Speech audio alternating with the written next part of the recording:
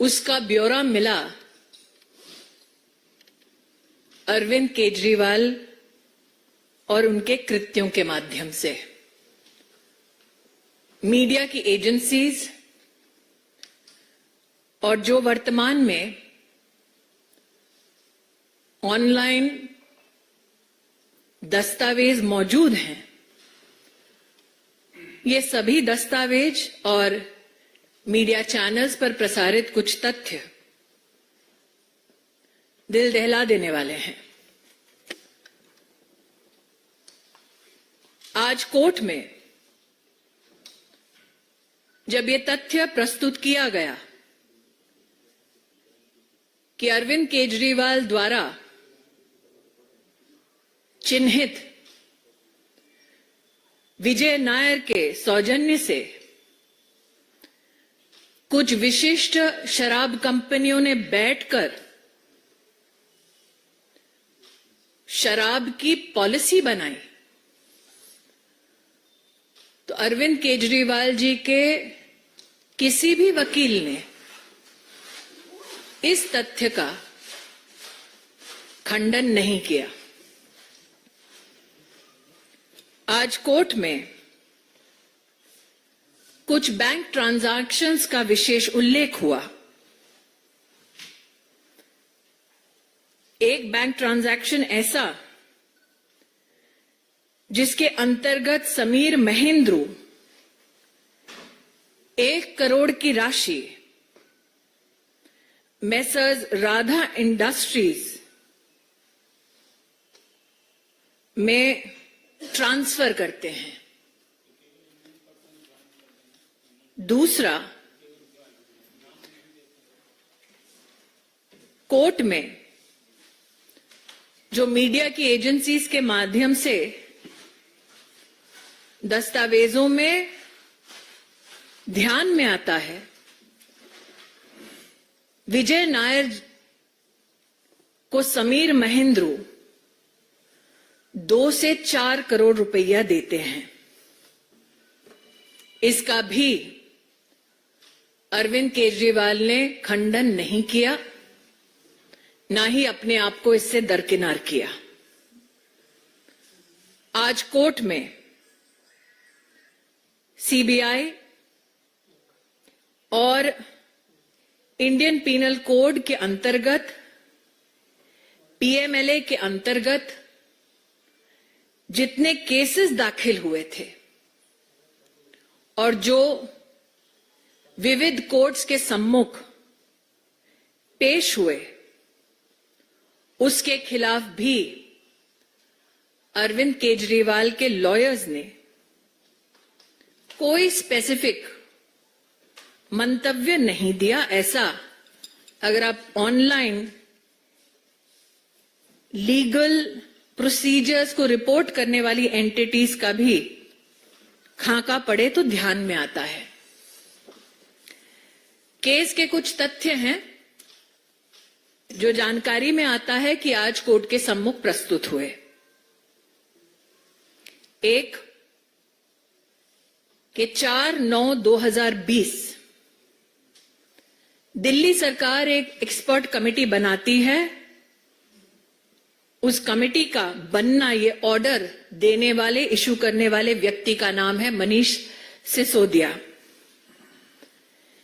Expert committee को chair करते हैं तब के एक्साइज कमिश्नर, और इस कमेटी ने 13/10/2020 अपनी रिपोर्ट सबमिट की, ऐसा जानकारी में आता है।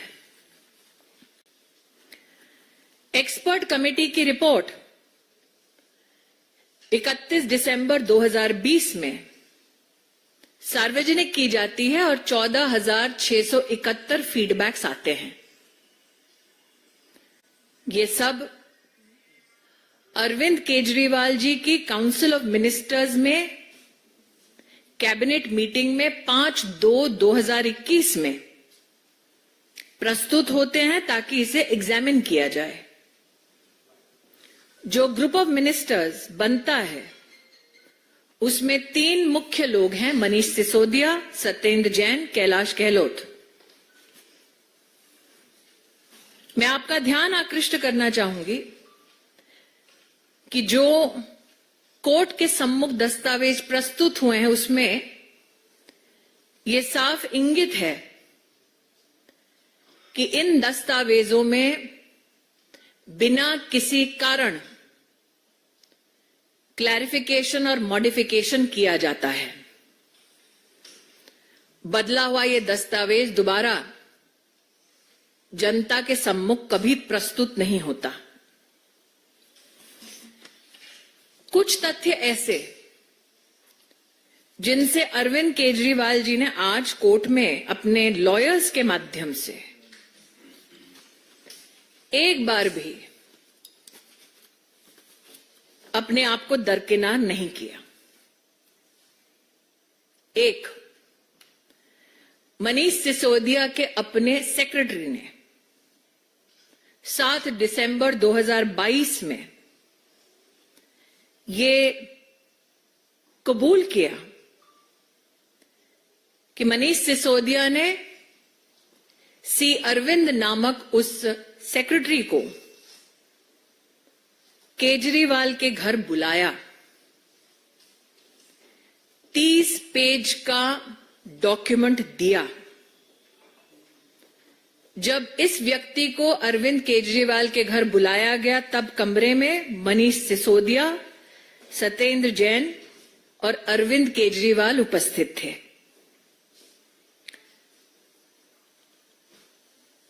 ये कहा गया है कि सी अरविंद मनीष सिसोदिया के सेक्रेटरी ने ये कबूल किया है कि मनीष सिसोदिया ने उनको इन सबकी उपस्थिति में कहा कि जो दस्तावेज थमाया जा रहा है वही ग्रुप ऑफ मिनिस्टर्स की रिपोर्ट बनेगी। उस दस्तावेज में कैसे शराब की कंपनियों को लाइसेंस मिलेगा, कितना प्रॉफिट मार्जिन होगा, ये सारे तथ्य थे। इसका भी खंडन अरविंद केजरीवाल के वकीलों ने नहीं किया। एक और तथ्य, बुच्ची बाबू सीए ऑफ मिस के कविता 23 फरवरी 2023 उन्होंने स्वयं ये स्टेटमेंट दिया कि विजय नायर, जिनको अरविंद केजरीवाल अपना माय बॉय कहकर संबोधित कर चुके थे, उन्होंने शराब के इस घोटाले के संदर्भ में ये ऑफर दिया कि कुछ पॉलिसी में ऐसा बदलाव हो सकता है जिससे कि कविता को मुनाफा हो। मात्र ये स्टेटमेंट नहीं है, कोर्ट में बुच्ची बाबू जो सीए हैं के कविता के, उनके व्हाट्सएप मैसेजेस भी उपलब्ध हैं, ऐसा कोर्ट के सम्मुख कहा गया। तब भी अरविंद केजरीवाल जी के वकीलों ने इस स्टेटमेंट का और स्टेटमेंट से संबद्ध व्हाट्सएप मैसेजेस का खंडन नहीं किया। सार्वजनिक रूप से दस्तावेज जो उपलब्ध हैं उसमें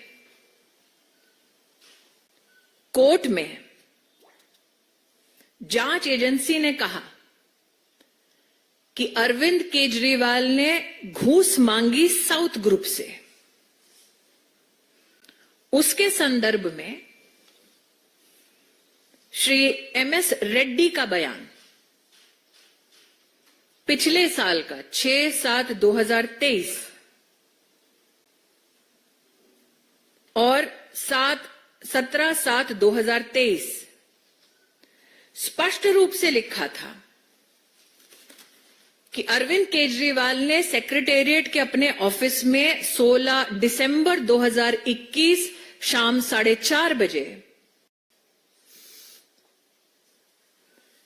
मिलने का समय दिया। मिलने का कारण जो दस्तावेजों में उपलब्ध है, अरविंद केजरीवाल का statement as per MS Reddy कि हम दिल्ली में सबको बिजनेस करने के लिए बुला रहे हैं। Kavita, daughter of chief minister Telangana K Chandrashekar Rao ने हमें अप्रोच किया है और अरविंद केजरीवाल की पार्टी आम आदमी पार्टी को 100 करोड़ रुपए देने का विषय रखा है। तत्पश्चात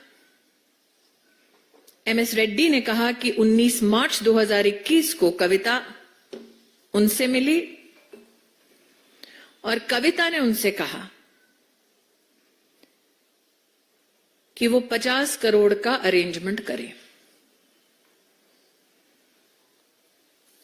इस व्यक्ति ने अपने बेटे से कहा कि आगे की कार्रवाई कविता के साथ करें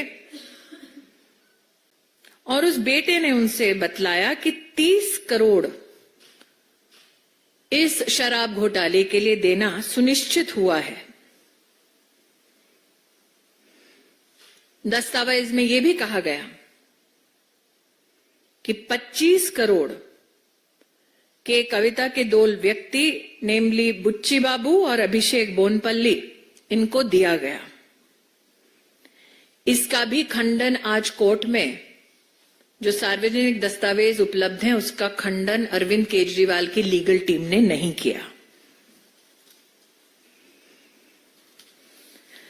दस्तावेजों की झड़ी में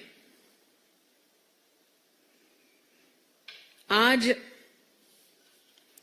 अगर आप इन दस्तावेजों को पढ़ेंगे तो जो सुबह से मैं आम आदमी पार्टी के प्रवक्ताओं का और विशेषज्ञों का वक्तव्य सुन रही हूं, they were asking where is the money? कितना पैसा दिया गया, कब किसको कहां दिया गया, इस सब का विवरण अदालत के सामने प्रस्तुत किया गया। अरविंद केजरीवाल के साथ मिलकर किस प्रकार की कंस्पिरेसी हुई, एक स्टेटमेंट है 25 अप्रैल 2023 का शरत रेड्डी का, जिन्होंने कहा कि मैं क्योंकि दिल्ली में इन्वेस्टमेंट कर रहा था, मेरी इच्छा थी कि मैं अरविंद केजरीवाल और मनीष सिसोदिया से स्वयं मिलूं। विजय नायर के माध्यम से यह मुलाकात सुनिश्चित की गई। कैसे मुलाकात हुई, काली रंग की एसयूवी से उठाकर कैसे एक सरकारी बंगले में लिया गया जहां पर अरविंद केजरीवाल इनसे मिले, इसका भी विवरण है। इसका भी खंडन अरविंद केजरीवाल जी की लीगल टीम ने नहीं किया, ऐसा व्यतीत होता है। विजय नायर कौन है?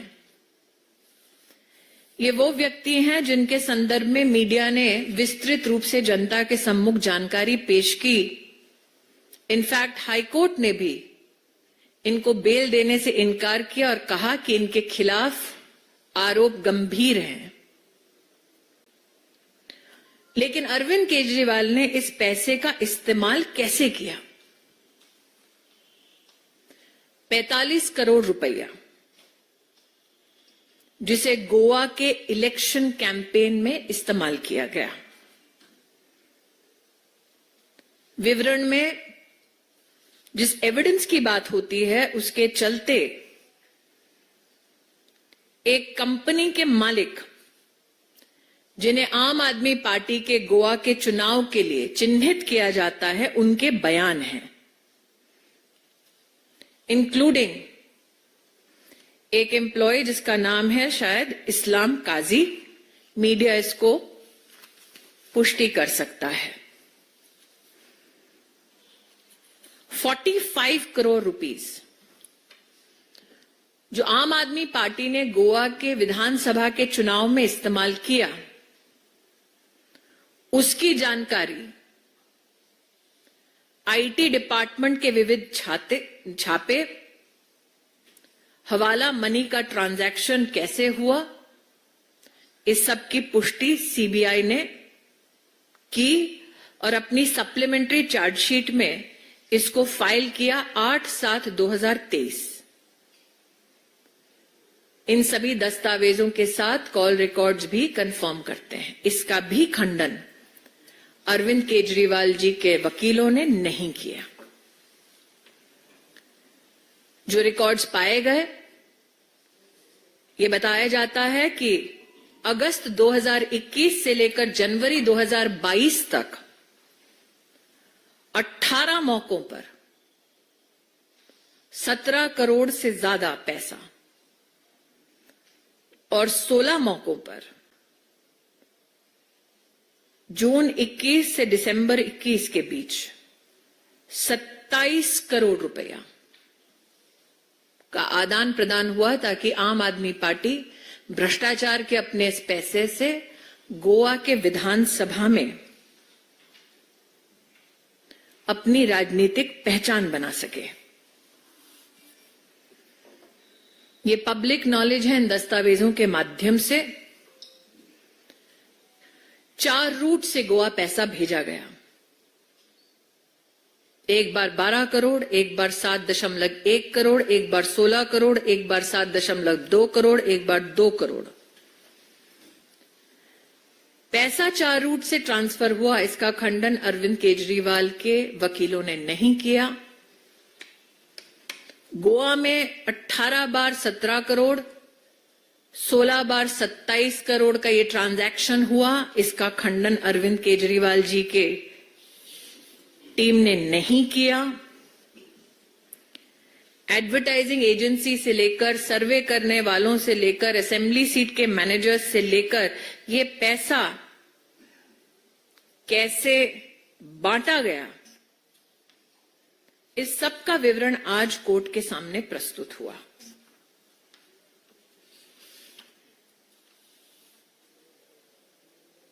जो ये राजनीतिक ढोंग करते रहे अब तक, सुचिता को साक्षी मानने वाले अरविंद केजरीवाल,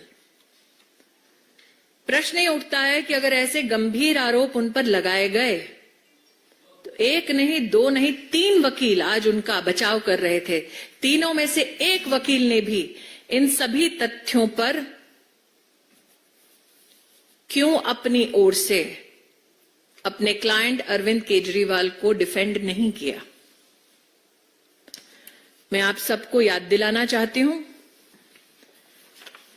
कि पैसे का trail, Manish Sisodia versus CBI का केस अगर आप पढ़ें तो सुप्रीम कोर्ट जब उनको बेल मना कर रही थी तो सुप्रीम कोर्ट के ऑब्जर्वेशन में स्पष्ट लिखा था कि 338 करोड़ रुपया का भ्रष्टाचार हुआ है शराब घोटाले में, इसको कोई चुनौती नहीं दे सकता। ये सुप्रीम कोर्ट का मानना है। प्रशासनिक ढांचे के माध्यम से संविधान को कलंकित करने का अरविंद केजरीवाल का ये दुस्साहस और ये घमंड कि वो कानून से ऊपर हैं, आज उनकी रिमांड की खबर से कम राष्ट्र इस बात को लेकर कहीं ना कहीं आश्वस्त है कि भले ही भ्रष्टाचार करने वाला अरविंद केजरीवाल क्यों ना हो, कोई भी कानून से बड़ा नहीं है। Now in English, the kingpin of crime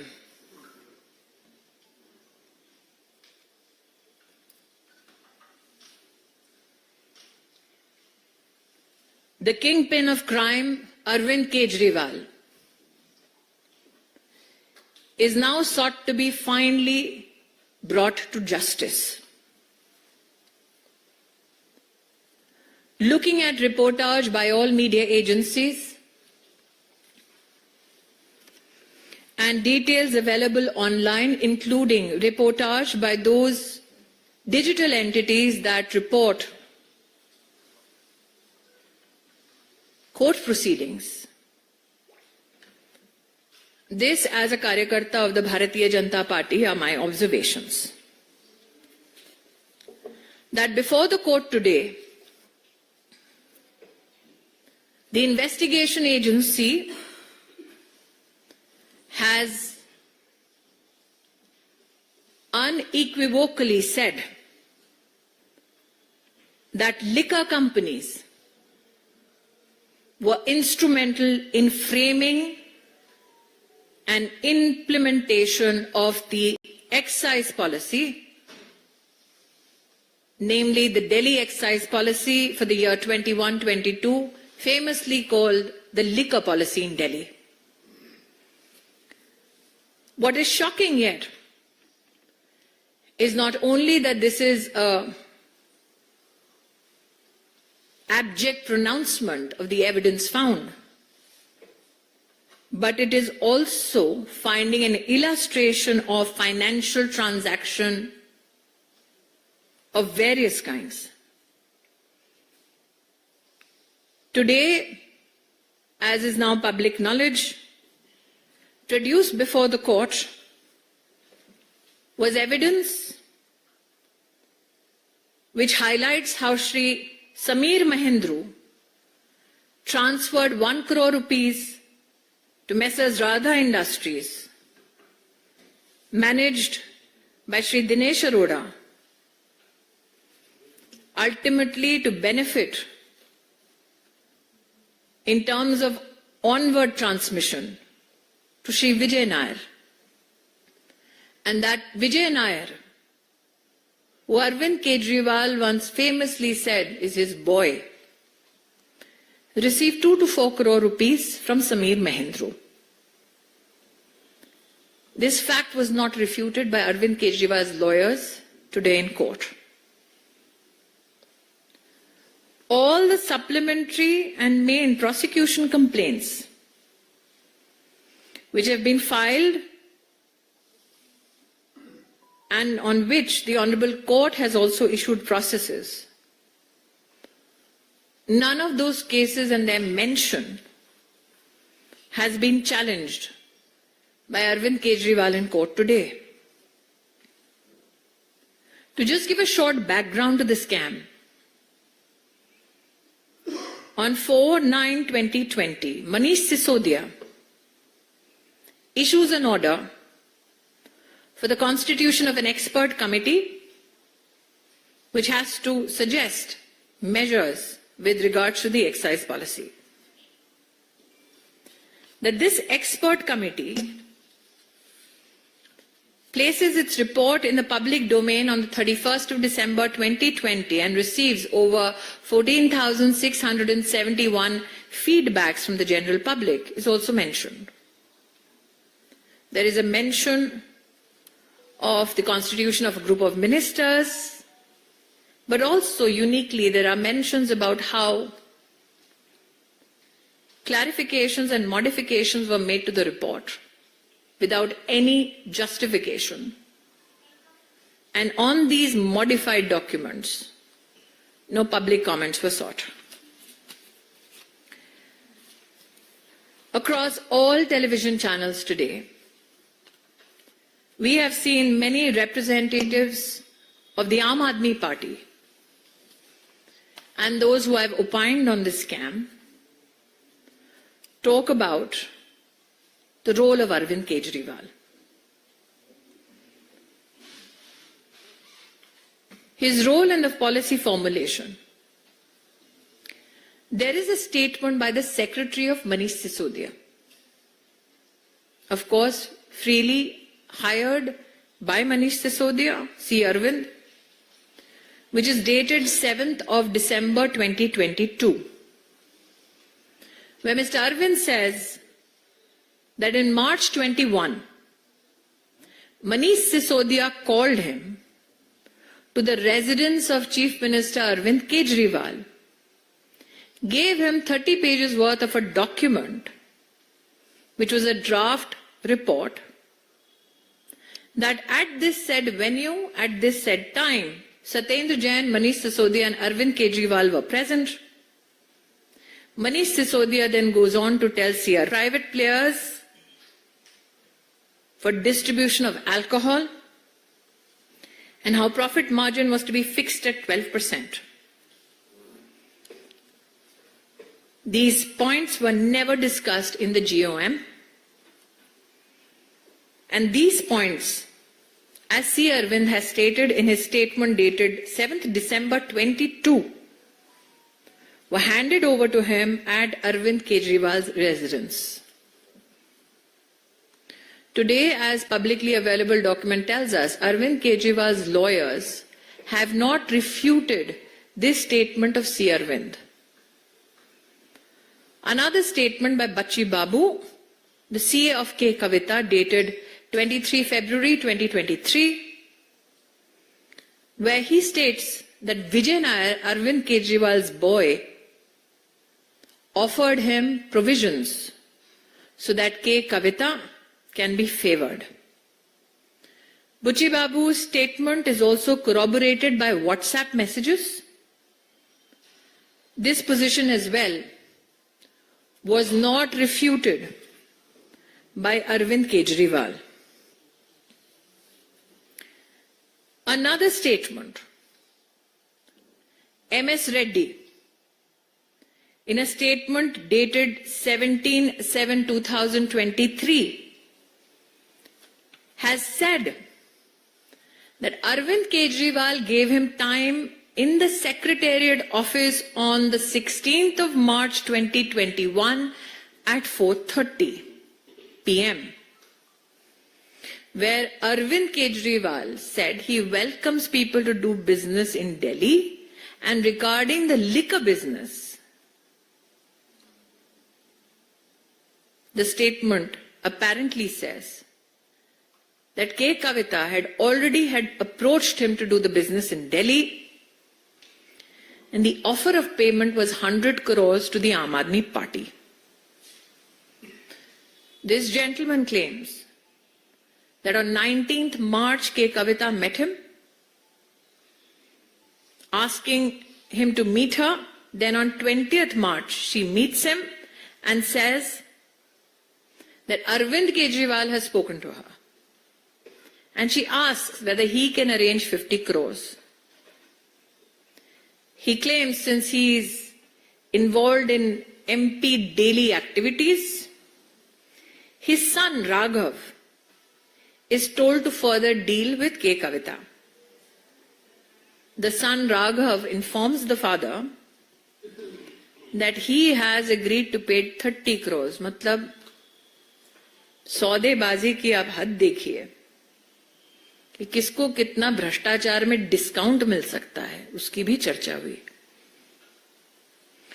Raghav का भी स्टेटमेंट रिकॉर्डेड 26/7/23 डेटेड 27/7/23 कंफर्म करता है कि उसने के कविता के 2 व्यक्तियों को 25 करोड़ का कैश दिया. इसका भी खंडन. This has not been refuted by Arvind Kejriwal's legal team today in court. That is what public documents tell us.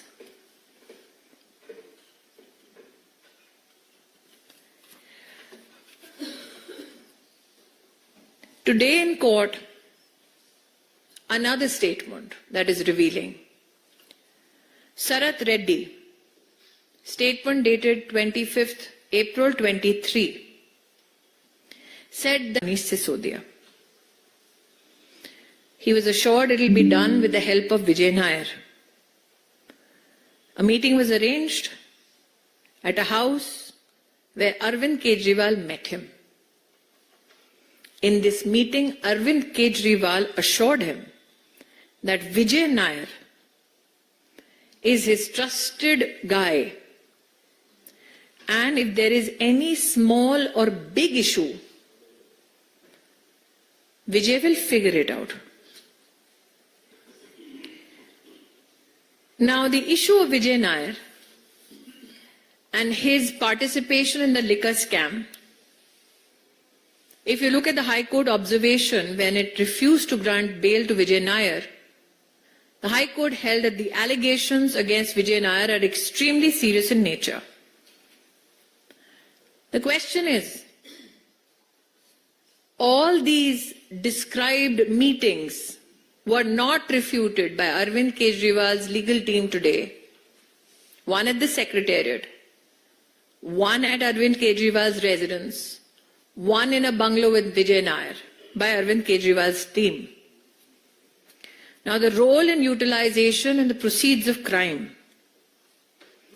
45 crore rupees received as bribes from the so-called South Group to be used in the election campaign of the Aam Aadmi Party in Goa in 2021-22. Statements, IT raids, call records confirm that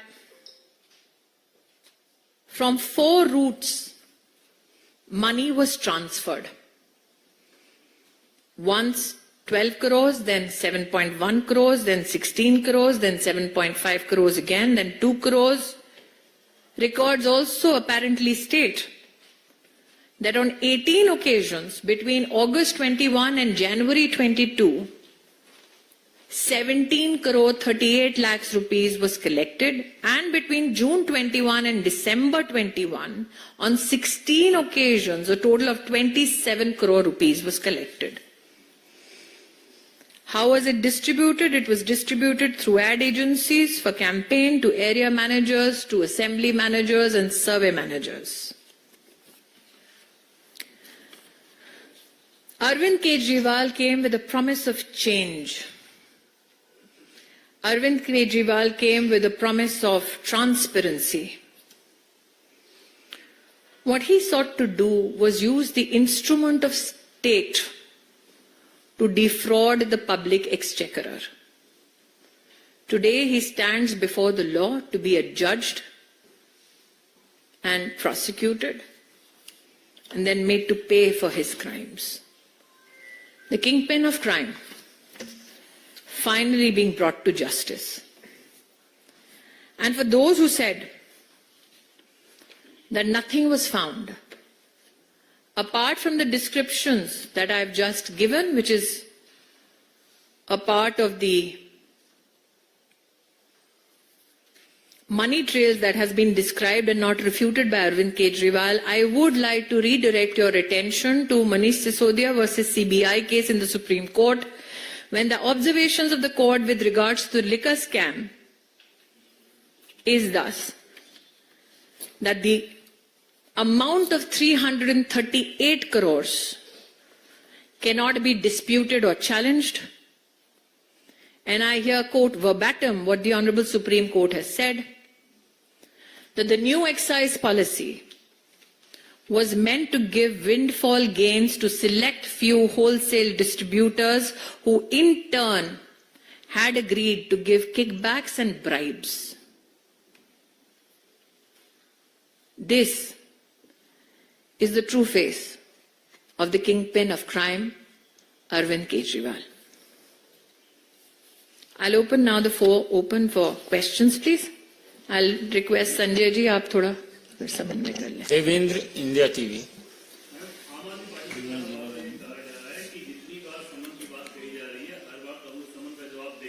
समन का जवाब देने के लिए समन नहीं दिया जाता, समन के संदर्भ में पेश होने का कानूनी प्रावधान है. विनीत. मैम, आम आदमी पार्टी की ओर से लगातार ये कहा जा रहा है कि जो भी कार्रवाई अरविंद केजरीवाल के खिलाफ की जा रही है, कहीं न कहीं दुर्भावना के कारण की जा रही है, बदले की कार्रवाई की जा रही है. सुप्रीम कोर्ट ने कहा है कि दिल्ली की अरविंद केजरीवाल की सरकार ने 330 करोड़ से ज्यादा का घोटाला किया शराब के नाम पर और घूस दी. क्या आम आदमी पार्टी के कार्यकर्ताओं का, प्रवक्ताओं का ये मंतव्य है कि देश की सर्वोच्च न्यायालय ने सही स्टैंड नहीं लिया। रविकांत राय। इसमें दो सवाल हैं। पहला तो अरविंद केजरीवाल ने अभी कहा है कि वो मुख्यमंत्री पद से इस्तीफा नहीं देंगे। दूसरा सवाल कि पंजाब के मुख्यमंत्री भगवंत मान आए थे अरविंद केजरीवाल के समर्थन में और उन्होंने कहा कि अभी जो हालात हैं वो इमरजेंसी जैसे हैं। ऐसा है, जिन दस्तावेजों को अभी अभी मैंने पढ़ा जो सार्वजनिक रूप से उपलब्ध है, मैंने कहा वहीं से मुझे प्राप्त हुए हैं, उसको अगर आप मीडिया के पर्सनल के नाते बारीकी से पढ़ें तो सिर्फ गोवा के इलेक्शन कैंपेन में ये काला धन नहीं गया। इन दस्तावेजों में पंजाब के आम आदमी पार्टी के चुनाव का भी उल्लेख है। तो सीएम पंजाब किस भय से मिलने आए थे भाभी जी से? आमोद राय। इस पूरे प्रकरण में जो सबसे महत्वपूर्ण बात है कि पहली बार ऐसा हुआ है कि सिटिंग सीएम जेल जा रहे हैं या कड़ी में जा रहे हैं, तो आपको लगता है कि ये नई संवैधानिक चैलेंज है, इसको मीट करना चाहिए, उनको इस्तीफा देना चाहिए? मुझे लगता है कि उनकी निजी संवैधानिक पोजीशन क्या रहेगी उस पर वही बेहतर टिप्पणी कर पाएंगे, लेकिन ये कहीं ना कहीं उन लोगों को भी आक्रोशित करता है जिन्होंने अरविंद केजरीवाल पर विश्वास किया, जिनमें से एक का नाम अन्ना हजारे है। यतीन्द्र। अभी आप किसी ने एक पीसी किया, उसने कहा कि जो पी शरद रहते थे, जब उनसे पूछताछ की गई तो उन्होंने कहा कि कोई उन्होंने पैसा नहीं दिया, लेकिन ऐसा है, मैंने कर लिया गया और फिर इलेक्टोरल बॉन्ड उन्होंने कर लिए तो उसे कहलवा दिया और जमानत हुई। मैं पुनः कह रही हूं कि मैंने जितनी तथ्य को अभी पढ़ा है, बैंक के ट्रांजैक्शंस हैं, में चाहे कुछ भी कहे, कोर्ट में क्यों नहीं कहा? पायल। At one point in time, the Aam Aadmi Party and the Congress were at loggerheads, but the first person to actually call up Kejriwal's family and reach his residence today was Rahul Gandhi and KC Gopal. Are you really surprised? No. Now, they speak in folk tongues is known, especially the Gandhi family. On the 2nd of July 2023, Rahul Gandhi made a mention in his Telangana rally to the liquor scam in Delhi, which is known to all agencies. So which Rahul Gandhi is correct? The one who's calling Kejriwal's family or the one who spoke in Telangana on the 2nd of July 2023? And which Congress party is correct? The one that gave a letter to the Commissioner of Police on 3/6/2022 or the ones that are trying to defend him today? Which Congress is correct? The one who in the roop of Ajay Makhanji actually accused Arvind Kejriwal of taking black money in the Goa Assembly elections to defeat the Congress party. Arun. Ma'am तो हिंदी में बोल दीजिए राहुल गांधी का जो आरोप था। राहुल गांधी कितनी विविध प्रकार की एक ही विषय पर पासा पलटते हुए टिप्पणी कर सकते हैं, उसका एक प्रमाण देना चाहूंगी। 2 जुलाई 2023 में तेलंगाना में राहुल गांधी ने उल्लेख किया कि केसीआर भी करप्ट है, शराब का भी घोटाला हुआ है और सभी एजेंसीज को पता है। तो कौन सा राहुल गांधी सच बोल रहा था, तेलंगाना वाला कि आज दिल्ली में जो फोन कर रहा है वो वाला? कांग्रेस पार्टी का कौन सा चेहरा सही चेहरा है? वो जिसने 3/6/2022 में दिल्ली में पुलिस को लिखित में शराब घोटाले के बारे में अपनी कंप्लेंट दी। क्या वो कांग्रेस सही है? आज वाली कांग्रेस सही है? कौन सी कांग्रेस का नेतृत्व आज दिल्ली में सही है? वो अजय माकन जी जिन्होंने सार्वजनिक प्रेस करके कहा कि अरविंद केजरीवाल की पार्टी ने गोवा के चुनाव में कांग्रेस पार्टी को हराने के लिए भ्रष्टाचार का पैसा इस्तेमाल किया। कांग्रेस के वो प्रवक्ता जो कहते हैं कि शराब का घोटाला हुआ, तो सच कौन बोल रहा था? राहुल तेलंगाना में, राहुल दिल्ली में? प्रवक्ता तब या प्रवक्ता अब? अरुण।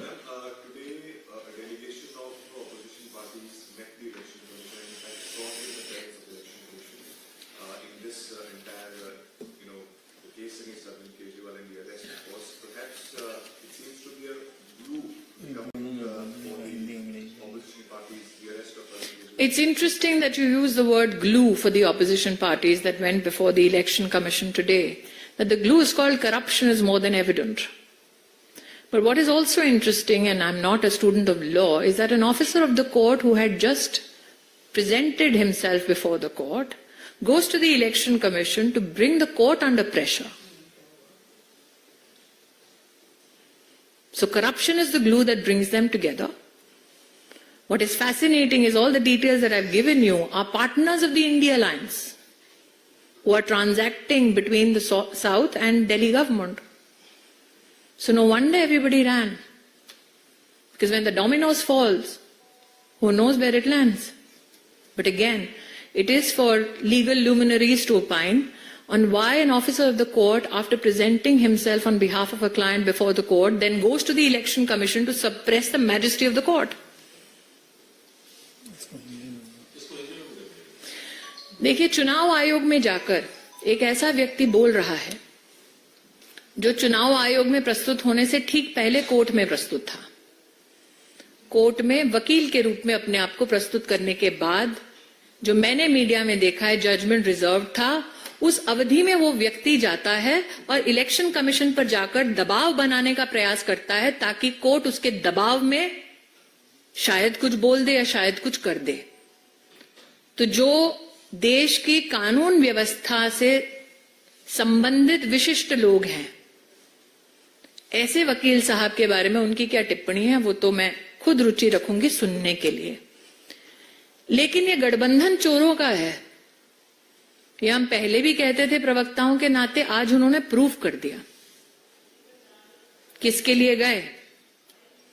उसके लिए जो शराब के घोटाले का सरगना है, जिसके खिलाफ बैंक का transaction, call record detail, policy instrument और कई लोगों का एविडेंस बयान है। तो जुडिशरी को सप्रेस करने का ये उनका प्रयास निंदनीय है।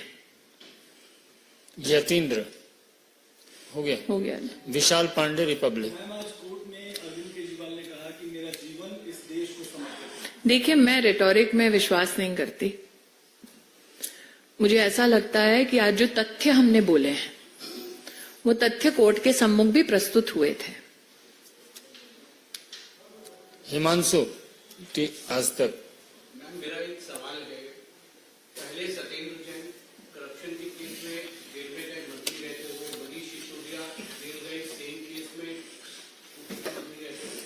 अब अरविंद केजरीवाल जेल है। कई और मंत्रियों के विभागों को लेकर जांच चल रही है। आपको नहीं लगता कि इतने भ्रष्टाचार के बाद राष्ट्रपति को अब कड़ा कदम उठाते हुए मैं पहले तो मॉडल कोड ऑफ कॉन्डक्ट लागू है। मैं एक संवैधानिक पद पर सेवा दे चुकी हूं, दे भी रही हूं वर्तमान में। दूसरा, मैं प्रवक्ता के नाते आज इस मीडिया कॉन्फ्रेंस में महामहिम राष्ट्रपति जी के संदर्भ में कोई टिप्पणी नहीं कर सकती। ठाकुर रविंद्र सिंह, जी न्यूज।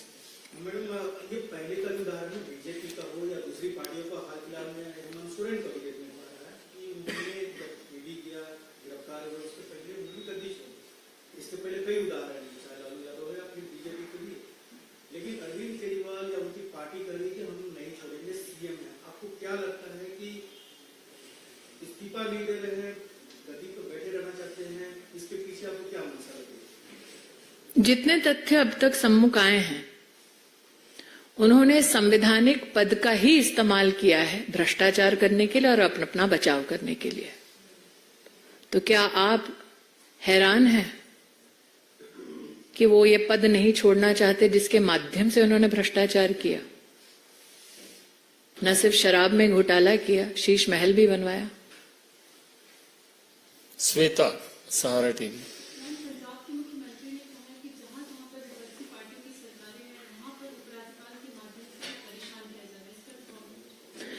मैं पुनः कहती हूं, अभी जो मैंने दस्तावेज पढ़े जो कोर्ट में पब्लिकली अब अवेलेबल शायद हुए हैं, क्योंकि मैंने तो मीडिया के माध्यम से पढ़े, उसमें सिर्फ गोवा के इलेक्शन कैंपेन को ब्लैक मनी से फाइनेंस करने का उल्लेख नहीं है, पंजाब का भी है। तो क्या इस पर पंजाब के आम आदमी पार्टी के मुख्यमंत्री